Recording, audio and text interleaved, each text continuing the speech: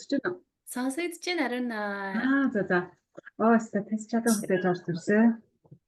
Цагаа буруу төлөвлөд арай л хажигдчихсан ба. Зүгээр. Баярлалаа Аруна. Та ханаас орж байна уу? Германаас ирж байна. Германаас оролцож байна. Okay, welcome. Amazing. Ирээдүгээс те зарим нь өнгөрснөөс ингээд явж байгаа шүү дээ. Бид нар чинь нэг цаг доор биш ингээд болохоор те. Тийм болохоор өөртөө цаг гаргаж энэ гайхамшигтай өглөөг те эртлэн босож эсвэл оройтон унтаж манифестийн программын нээлтийн үйл ажиллагаанд оролцож байгаа та бүхэндээ баярлалаа гэж хэлье. Good morning, өглөөний минь, орой минь, өдрийн минь. Тэгэхээр би бас айгүй хөөрхөн догтлоод илээ. Айгүй эрс ирчээл догтлол тэгэл энийг өөр хийх юм болохгүй бясалгал энэ төр хийгээл. Яг энэ өнөөдрийн маань одоо манифест гэж юу вэ? Бид нар ер нь яаж манифест хийх вэ гэдэг миний мастер классаас та нар суралцаад явна.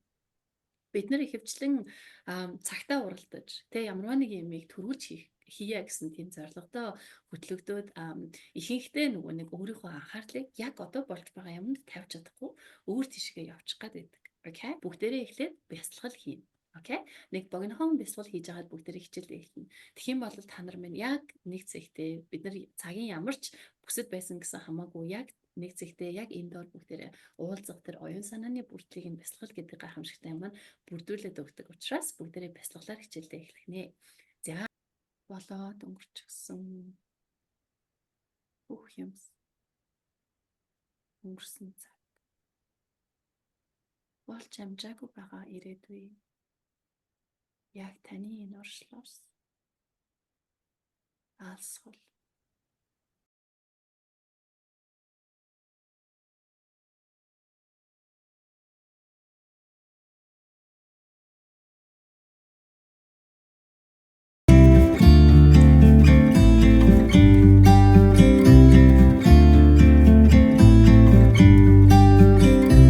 За тэгэхээр би та бүхэнтэйгээ манифест хийж сурах буюу бодлын хүчээрээ өөрийнхөө мөрөөдлийн амьдралыг бий болгож сурах энэ аялалд гарах 10 шалтгааныг би та бүхэнтэйгээ хуваалцъя гэж бодсон.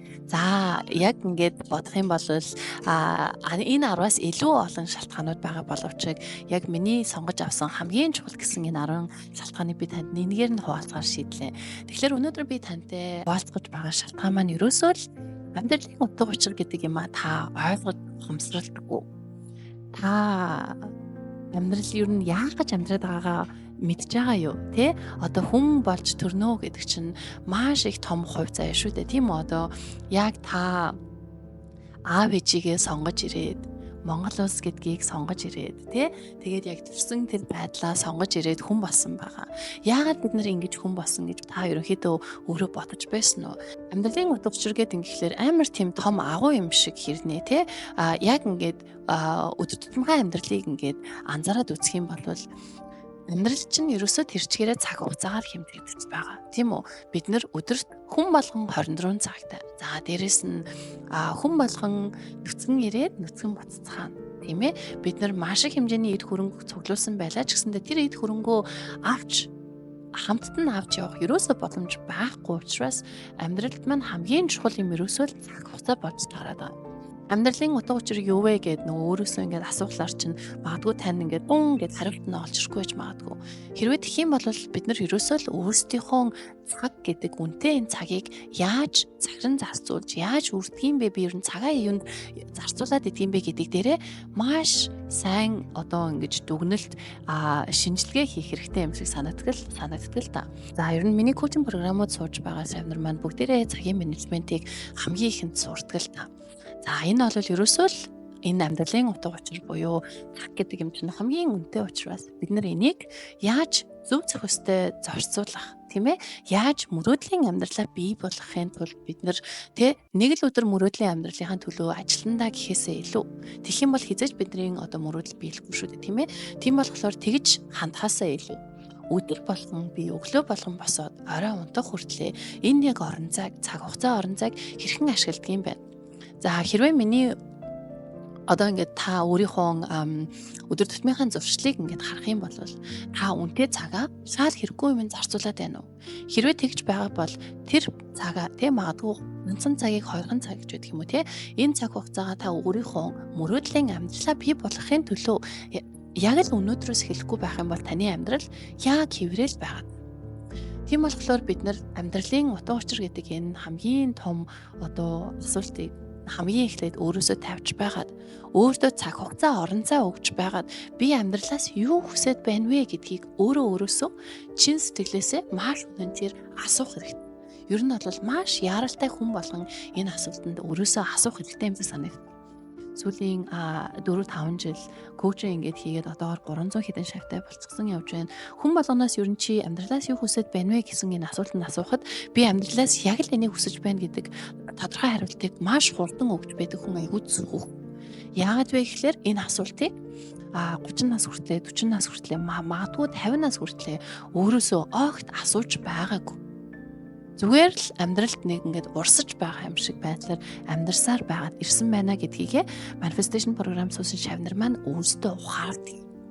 Тийм болохоор manifest програм сууж бид нартай хамт ингэж нэг жилийн турш аялал гарснараа та энэ одоо нөгөө нэг rat race гэж ярьдаг шүү дээ, хулганууд тийм ингээл бид нар чинь ингээд яг ингээд өөрийгөө ингээд нэг тийм өөрийнхөө биеэс гараад өөрийгөө ингээд анзаарч харах юм бол бид нар чинь хүн төрөлхтөн чинь ерөөсөө нэг тийм хулганууд хоорондоо ингээд уралдаад байгаа юм. Тэгж амар тийм хурдтай ямар ч утга учиргүй нэг тишээгээ гүйсэн байдлаар ингээд амьдраад идэг юм байна гэдгийг ингээд ерөнхийдөө бол магадгүй та өөрөө ч гэсэн анзаарчихсан баг. Тийм болохоор бид нар яг л одоо өөртөө нэг поз авч байгаад цаг хугацаа орон зай гаргаж байгаад за би амьдралаас яг юу хүсэж байна вэ гэдгийг асуухаас гадна өөрийнхөө бодол гэдэг юмыг тийм үү бодол чинь маш хүчтэй гэж би та мэдэж байгаа боловч бид нар бодлоо ерөөсөө удирдах чадахгүй бодлынхаа боол нь болж байна. За энэ бодлын боол болж байгаа энэ байдлаасаа ангижрахын тулд бид нар бясалгал гэдэг юмыг сурах хэрэгтэй. Тийм учраас миний manifestation програм mindful manifestation гэдэг нэртэй байдгийг. Бясалгал бол хамгийн fundamental буюу хамгийн суур болж орж ирдэг. За тийм болохоор та энэ аялал гарснараа өөрөөсөө ийм том чухал асуултыг цагаалталгүйгээр асуугаад за тэгээд тэрнээс гарч ирсэн хариултан дээр үндэслээд та яг өнөөдрөөс яг тэр манифестийн аяллыг эхэлсэн тэр өдрөөс ахуулаад та амьдралаа багаар жижигэн алхмаар поошин болгож эхэлнэ гэсэн. Тийм болохоор сонголт бид нар чинь ерөөсөө амьдралаар тэр чигээрээ сонголт үү тийм үү? Та 2024 онд одоо жишээлбэл юу хийж бүтээсэн нэг нь бол би сайн мэдэхгүй байгаа боловч та үнэнчээр өөрөөсөө асуугаад үзэх хэрэгтэй. 2024 он маань яг л урт уртны жилүүчиг 2023 22 гэсэн жилүүчиг ерөөсөө нэг тийм хийсэн бүтээсэн овойсон товойсон тодорхой тийм юмгүйгээр бас ингээл нэг л мэтгэд өнгөрцөн байна уу? Өнгөрч гэж байна уу? Одоо 11 сарын дунд болж байна тий. Хэрвээ яг танд тиймэрхүү мэдрэмж төрж байгаа бол таны 2025 он чинь тийм байх шаардлагагүй танд сонголт байгаа. Та manifestation програмд сууснараа ерөөсөө өөртөө л хөрөнгө оруулж ийн гэсэн. Энэ бол ерөөсөө би хамгийн гол нь бүх гоё орчин нөхцөлийг нь маршрутыг нь хүрээллийг нь энергийг нь бүх бүрдлийг нь бас community-г гэх мэтсэн бүх бүрдлийг нь тань ингээд гоё бүрдүүлээд өгчих учраас та ганцаараа л энэ амьдралд ингээл тогтаад байгаа юм шиг ганцаараа л бүхнийг ингэж туулах хэрэгтэй юм шиг ганцаараа л маш хэмжээгээр ингээд зовоод ялангуяа гадаадад амьдарч байгаа хүмүүс зовоод байгаа юм шиг ийм мэдрэмжтэй байх шаардлага юусоо байхгүй. Та ингэж гоё эрэг community-д ороод амьдралын утга учир юу вэ гэсэн ийм том асуултанд хариулаад тэрнийхээ дагуу амьдралаа ингээд гоё багаар урлах болно. Тийм болохоор та бид нартай 2025 оны маань 1 сард эхлэх manifestation аялалд гараарай гэж би таныг уриалмаар байна. За бүгдээрээ аялал дээр уулзцгаая.